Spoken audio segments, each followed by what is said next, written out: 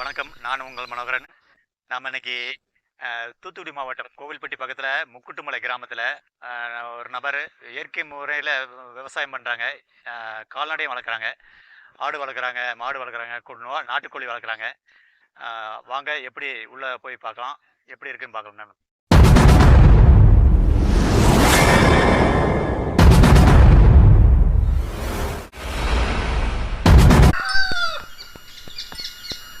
பாருங்க.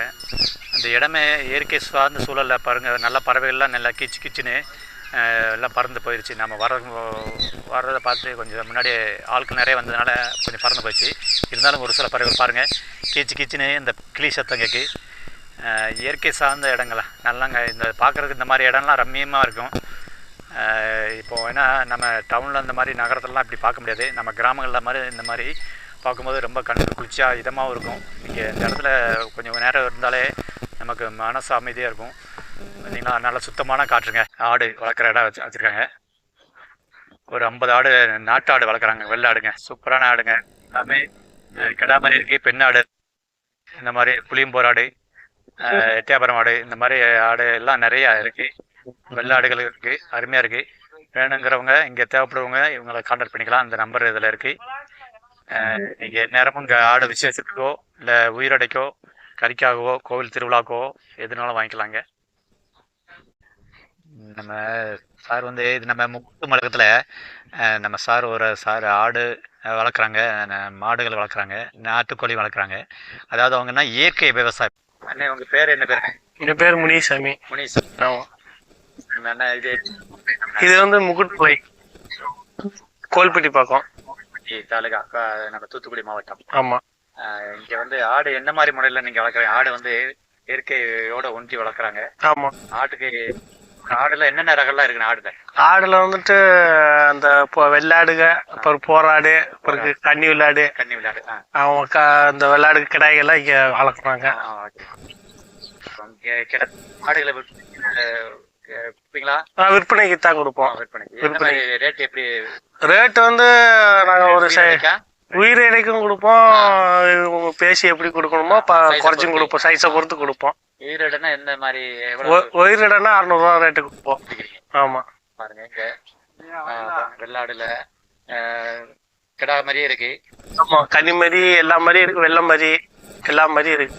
உங்களுக்கு எது எது வேணுமோ கோயிலுக்கு எந்தெந்த கோயிலுக்கு எந்த இதுனாலும் சிறப்பா கொடுத்துடலாம். கோவிலுக்கு நம்ம நிகழ்ச்சிக்கு ஆமா, கோவில் நேர்த்திக்கடன் எதுக்குனாலும் நல்ல முறையா கொடுக்கலாம். குட்டி வந்து நல்ல குட்டிங்க பாருங்க. இங்க ஒரு ஆடெல்லாம் பெரிய கெட்டா இருக்கு பாருங்க. இது கையில பாருங்க. அண்ணன் வந்து இது வந்து ஒரு கிடா வச்சிருக்காங்க பாருங்க. இது வந்து கன்னி ஆடு அப்படிங்கிறாங்க. கன்னி ஆடுல ஒரிஜினல் கன்னி ஆடு. இப்போ தான் 2 பல்லு போட ஆரம்பிச்சிருக்கு. இளங்குட்டிங்க பாருங்க, சூப்பராக இருக்கு, அருமையாக இருக்கு கிடா. இது வந்து எவ்வளோ இடம் இருக்குண்ணே? இது விலை 25 கிலோ வரும் அப்படிங்கிறாங்க. இந்த மாதிரி கடை பாருங்க, அருமையான கடைக்கு பாருங்க. நம்ம கறி இடைக்குன்னா ஒரு இந்த கறி இடைன்னா 25 கிலோ அந்த லிட்டருக்கு வரும் அப்படிங்கிறாங்க. இதெல்லாம் விற்பனைக்குன்னா இந்த மாதிரி ரேட்டுக்கு சொல்றீங்க? எல்லாம் அப்படி. அதாவது அவருக்கு மாப்பிள்ளை கிடாய் அப்படி, அதாவது கிடாயில வந்து மாப்பிள்ளை கிடாய் அந்த மாதிரி கிடாயும் இருக்கு. அப்படி அருமையான பாருங்க. அப்படி சும்மா இங்கே வந்து நம்ம இங்கே ஆடு வேணுங்கிறவங்க ஆடு கிடா கோவிலுக்கு இந்த மாதிரியும் இங்கே கொடுப்பாங்க. நம்ம விசேஷங்களுக்கு, வீடு விசேஷங்களுக்கு, கல்யாணமோ இல்லை வேறு ஏதாவது காது குத்தோ அந்த மாதிரி நிகழ்ச்சிக்கும் இங்கே வந்து ஆடு நீங்கள் உயிரடைக்கோ இல்லைன்னா ஆட்டை பொறுத்தோ அந்த மாதிரி கூட வாங்கிக்கலாம். இங்கே பாருங்கள், ஆடு குட்டிகள் வந்து வெள்ளாடு இருக்குது, அதில் இளங்குட்டியும் இருக்குது. கிட்டத்தட்ட 1 வயசு குட்டி பாருங்கள். இதெல்லாம் சின்ன குட்டிகள் பாருங்கள், 6 மாத குட்டியில் இந்த மாதிரிலாம் இருக்குது. அப்புறம் இந்த மாதிரி செவ்வாழை குட்டி, செவ்வாழை கலரில் இருக்குது. வெள்ளாடில் பியூர் வெள்ளாடு இந்த மாதிரி இருக்குது பாருங்கள். இங்கே இது வந்து இங்கே வந்து இயற்கை முழுக்க ஃபுல்லாக இயற்கையாகவே வளர்க்குறாங்க பாருங்கள். இடங்கள்லாம் சுத்தமாக ஆரோக்கியமாக இருக்குது பாருங்கள். குட்டிகள்லாம் நல்லா சிறப்பாக அந்த அருமையாக இருக்குங்க பாருங்கள். வெள்ளாடு குட்டிக்கு பாருங்கள். இடமும் பாருங்கள், சுற்றி நல்லா காற்றோட்டமான இடம், விவசாயம் நிறைந்த இடங்கள், பூமி பாருங்கள். எங்கிட்ட அவங்க பண்ணைகள், அங்கே தோட்டங்கள் இருக்குது. அந்த தோட்டங்கள் மூலிமா ஆடுக்கு உண்டான தீவனங்களை வளர்க்குறாங்க. அதுக்கப்புறம் சுற்றி இடங்களும் பாருங்கள், நல்ல இயற்கை பக்கத்தில் வாழை மரங்கள் ஏற்கோட சுற்றி, அப்புறம் தென்னை மரம் வச்சுருக்காங்க. இங்கே தென்னை நீங்கள் தேங்காய் வாங்கினாலும் வேணும்னாலும் வாங்கிக்கலாம், கிடைக்கும். அப்புறம் காடிலாம் வச்சுருக்காங்க. மாடுகளுக்கு போடக்கூடிய ஆடு மாடுகளுக்கு தீவனம் போடக்கூடிய காடி இருக்குது. அப்புறம் பக்கத்தில் கிணறுலாம். கிட்டத்தட்ட இந்த பக்கம் அந்த பக்கம் ஒரு 10 ஆடு, நம்ம ஆடு இறைய சாப்பிட்டுக்கிட்டு இருக்கு. பாருங்க, ஒன்றுக்கு ஒன்று அழகாக நீட்டாக அருமையாக போட்டி போடாமல் அந்த இறைகள் பாருங்க சாப்பிடும்போது பார்க்குறதுக்கு ரொம்ப அழகாக இருக்குது.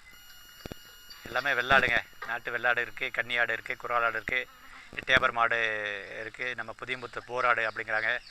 விதவிதமான நாட்டு ஆடுகள்லாம் இங்கே கிடைக்கும்.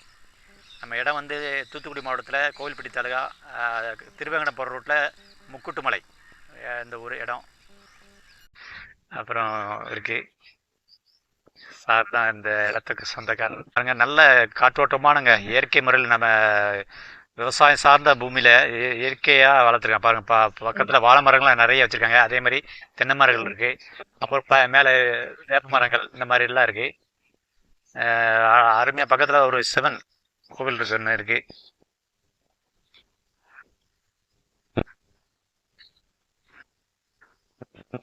பார்த்தீங்கன்னா இங்கே பக்கத்தில் சிவன் இருக்காரு.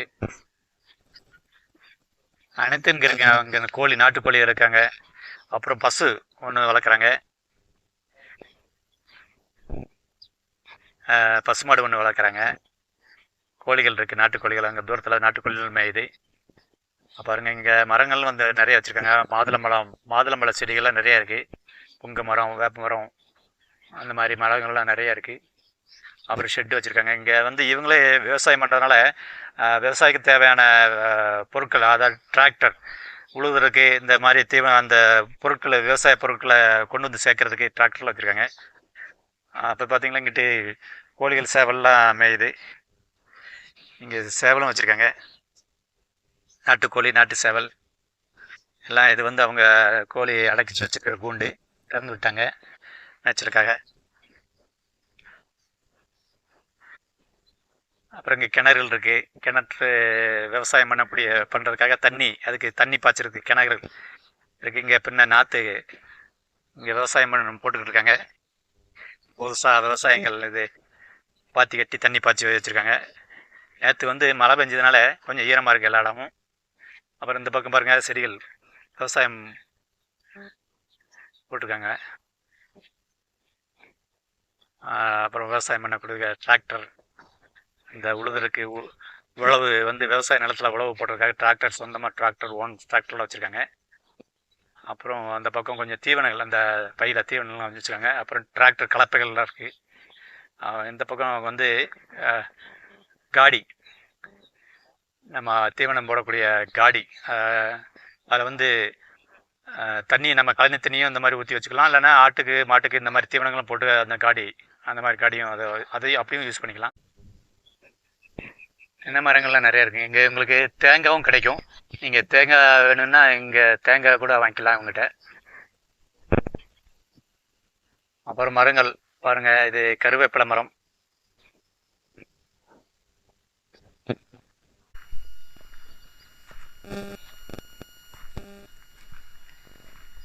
அப்புறம் உள்ள கோழி, சேவல், நாட்டு சேவல், நாட்டு கோழி எல்லாம் உள்ள வளர்க்குறாங்க அண்ணன்.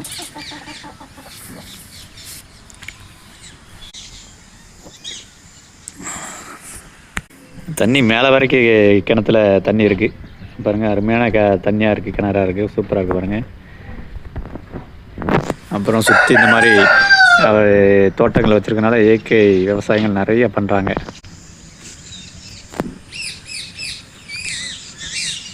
புறாலாம் வளர்க்குறாங்க. அங்கேயும் ஆடு அடைக்கிறாங்க. ஆடு அடைக்கிற இடம் செட்டு மாதிரிலாம் போட்டு வச்சுருக்காங்க, மழைக்கு நினையாத மாதிரி. இங்கே இடம் இந்த மாதிரி காலி இடங்கள் இருக்குது. இது வந்து கொஞ்சம் சுத்தமாக இருக்குது, எல்லாம் சுத்தம் பண்ணிட்டாங்க. இது வந்து மழைக்கு வந்து மழை பெஞ்சாலோ வெயில் அடித்தாலோ இந்த மாதிரி ஷெட்டெல்லாம் போட்டு வச்சுருக்காங்க. இங்கே காடி இருக்கு பாருங்க, ஆடுக்கு தீவனம் போடக்கூடிய காடி வச்சுருக்காங்க. 2 காடி பட்டு வச்சுருக்காங்க. அப்புறம் அது வந்து ஆட்டு குட்டிகள் அடைக்கிறதுக்கு தனியாக இடம் வச்சுருக்காங்க. இந்த மாதிரி பாருங்க, இதில் குட்டி அடைக்கிறதுக்காக தனியாக அதை போட்டு வச்சுருக்காங்க. இது இந்த மாதிரி மழைக்கு வெயிலுக்கு ஆடு வந்து நனையாது. அவங்க வச்சுருக்க ஆடுகள் நினைக்காது. அப்புறம் காடி, இங்கே ஒரு காடி வச்சுருக்காங்க, இதில் தீவனம் போட்டிருக்காங்க. அப்புறம் சுத்தம் பண்ணிட்டாங்க, இடத்தெல்லாம் சுத்தம் பண்ணி இடத்த மாற்றும் போது இடம்லாம் சுத்தம் பண்ணிடுவாங்க. புழுக்கையெல்லாம் அள்ளி அவங்க விவசாயத்துக்கு இயற்கை விவசாயம் பண்ணுறாங்களா, அதனால் விவசாயத்துக்கு அந்த உரங்கள்லாம் ரொம்ப பயனுள்ளதாக இருக்கும்.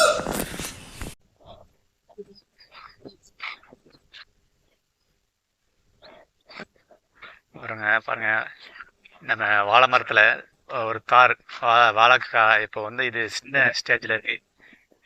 தார்லாம் விட்டுருக்கு. வாழை மரங்கள் நிறைய இருக்குது. அப்புறம் பாருங்க, மக்காச்சோளம் பையில் நிறைய போட்டு வச்சுருக்காங்க. இது ஆட்டுக்கு அரைக்கிறதுக்காக மக்காச்சோளம் வச்சுருக்காங்கள. அப்புறம் இங்கே மிஷின் வந்து அந்த மிஷின் அரைக்கிற மிஷினில் வச்சுருக்காங்க, அதாவது தீவனத்தை அரைக்கிற மிஷினில் வச்சுருக்காங்க. அப்புறம் மிஷின் இந்த நம்ம தீவனம் அரைக்கக்கூடிய அந்த தீவனம் நம்ம அகத்திக்கிற அந்த பெரிய கொப்பாக இருக்கும், எந்த இதுனாலும் பெருசாக இருந்தால் அதை அரைச்சி ஆடுகளுக்கு போடக்கூடிய தீவனம் வந்து அரைக்கிற மிஷின் இதுதான். இதெல்லாம் அரைச்சி தான் அந்த போடுவாங்க.